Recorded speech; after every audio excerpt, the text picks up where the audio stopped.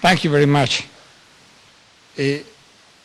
Mr. David and Lorraine Gerber, President De Rosa, Provost Gilbertson, Dean Ensign, members of the faculty, alumni, members of the Covell College that came today, students of University of the Pacific.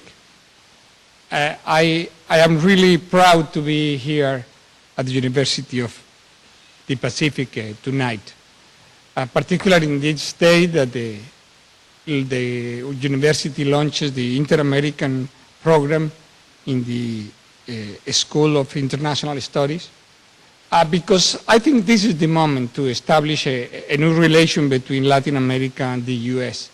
And I think that Covell College experience was wonderful at this moment, was in a period of idealism, or that a new relation could be created between the U.S. and Latin America. And I think the university has taken a very appropriate measure to relaunching this idea to develop not only a good relation between Latin America and the U.S., but also to create programs with the Hispanic communities, to create a multicultural environment, to give people skills to operate, to work with people of Hispanic origin, from people for a multicultural environment, to learn the Spanish language. I think this is a very appropriate measure, and I am really honored and proud to be related to that launching of the program.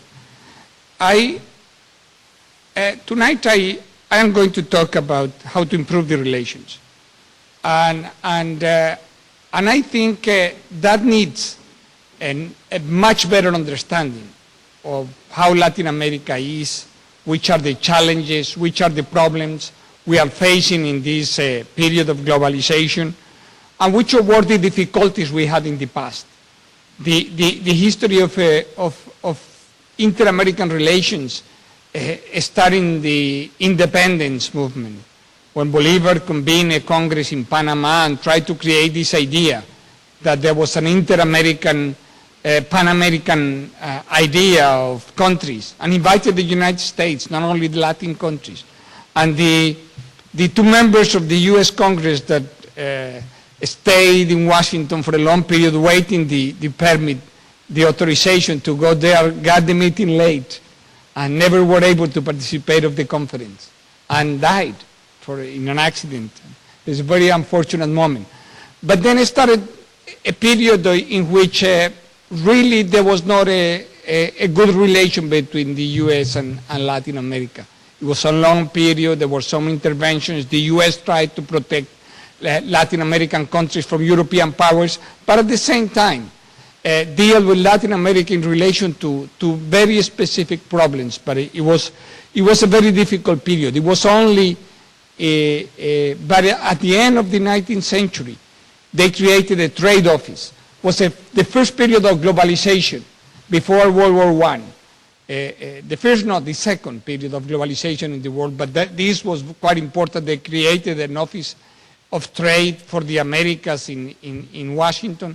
Then in 1910, they created the Pan American Union with the idea of creating an economic relation, not a political, but basically an economic relation. The period in interwars, what really changed was a new policy in the Depression period of Franklin Delano Roosevelt, the good neighbor policy, what was called, the acceptance of the principle of non-intervention in the internal affairs of Latin American countries. And then came the creation of the Organization of American States. That was maybe the first effort to create a relation between the U.S. and Latin America that was based on principles, on ideals, not just on interests, but on principles and ideals. But that effort was lost quite very soon because of the Cold War. And the Cold War sacrificed some of the ideals with which this organization was created. and the U.S. started to support dictatorships, and the U.S. started to accept a massive violation of human rights. Then came this period of John Kennedy and the Alliance for Progress, a period of idealism, a period that coincided with the creation of the Cobble College, the idea of having better relations, of creating a real movement of cooperation. But the importance of the Cold War was impossible to elude, and the relations were difficult, but not only were difficult because of the Cold War. It were difficult because Latin America had different values, politically and economically. We had that acceptance of authoritarian governments, of dictatorships, and also economic ideas that were anti-capitalistic and anti-markets and attached to planned economy and too much state intervention. And that created also difficulties in the relation between the U.S. and Latin America. It was only with the end of the Cold War that we were open to a real period of having much better relations. And we had a period of big optimism at the beginning of the 90s, very big optimism. The optimism that we had all over. There is this famous book of Francis Fukuyama that called The End of History. And the end of history meant that we didn't need to worry anymore about growth. That if we had applied a good economic policy, probably we will have prosperity, the ups and downs of the international economy will disappear, and that Latin America was going to grow very well, that democracy will establish, with no doubt, that with the end of the Cold War, there was no more support from the U.S. to dictatorships. But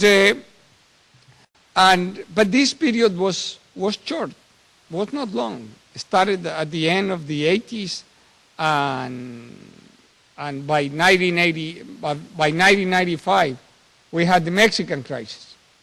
And suddenly, we discovered that all that optimism was not justified, that we needed to deal with a lot of problems, political problems, social problems, that our economic policy was not that good.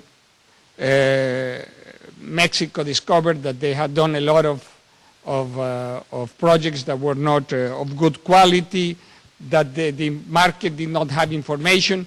We had a big financial crisis in Mexico, and was basically that, a big financial crisis.